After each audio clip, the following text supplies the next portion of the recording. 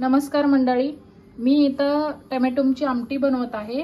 भाताबरोबर खूप छान लागतं थंडीच्या दिवसात टोमॅटोची आमटी आणि त्याच्यामध्ये लिंबू पिळून खाल्ल्याने खूप म्हणजे स्वाद लागतो।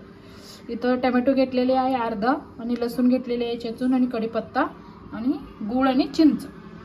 गूळ आणि चिंचामुळे खूप छान चव येतो। मी आता पहिला प्रथम पातेल्यामध्ये तेल घालते 1 चमचा आणि तेल काढल्यानंतर त्याच्यामध्ये अर्धा चमचा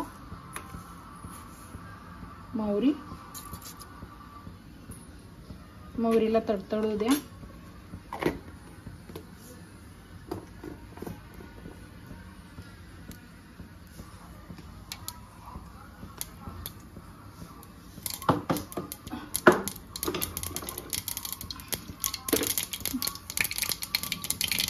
मोहरी तडतडल्यानंतर त्याच्यामध्ये जिरं टाकते अर्धा चमचा आणि मग लसूण, कढीपत्ता, टोमॅटो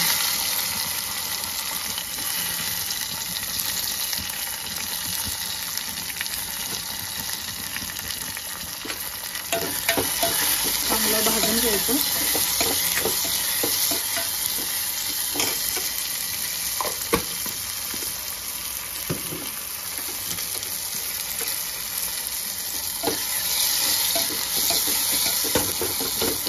टोमॅटो थोडं भाजलं ना मग त्याच्यामध्ये आपण सुक्कं खोबरं, ओलं खोबरं घातलं तरी चालेल, पण मी सुक्कं खोबरं घालतोय। शक्यतो ओलं खोबरं आता नाही आहे माझ्याकडं।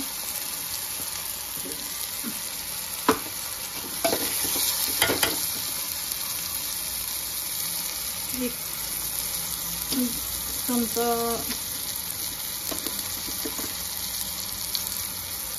घालायचं। खोबरं चांगलं, टोमॅटो खोबरं चांगलं भाजून द्यायचं।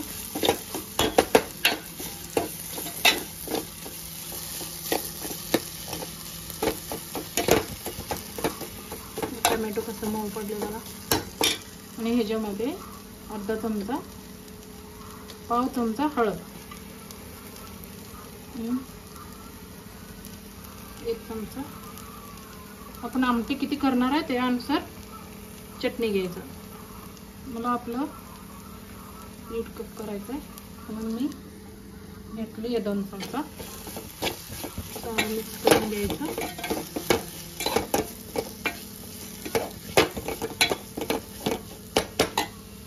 स्वादानुसार मीठ,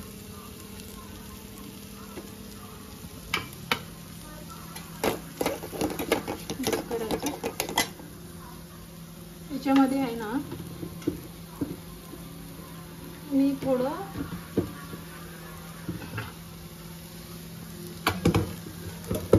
डाळीचं पीठ पण घालतेय, 1 चमचा डाळीचं पीठ, चणा डाळीचं पीठ। चांगलं मिक्स होऊ द्यायचं। याच्यामध्ये मी आता ते चिंच आणि गूळ भिजवून घेतलेला आहे ना, चिंच असं मॅश करून घ्यायचं याच्यामध्ये आणि चिंचचं हे सुलपट आहे ना हे बाजूला काढायचं।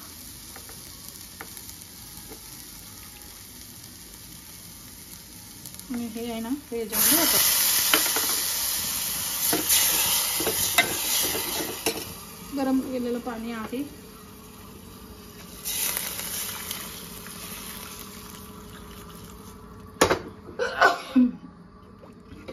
असं मस्त पातळ चिंच आणि गूळ टोमॅटोची आमटी तयार झालेली आहे। याच्यामध्ये आता कोथिंबीर टाकायचं।